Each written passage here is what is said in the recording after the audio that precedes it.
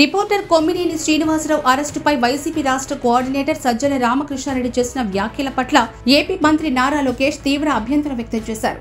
తమను అవమానించిన వారి ఫోటోల వద్ద మహిళలు శాంతియుతంగా నిరసన తెలియజేస్తే వారిని వైసీపీ నాయకులు సంకరజాతి అని అభివర్ణించడం దారుణమని మండిపడ్డారు. ఏమిటి భాష, ఏమిటి విపరీత ప్రవర్తన అంటూ ఆయన వైసీపీ నేతల తీరుపై తీవ్ర ఆగ్రహం వ్యక్తం చేశారు.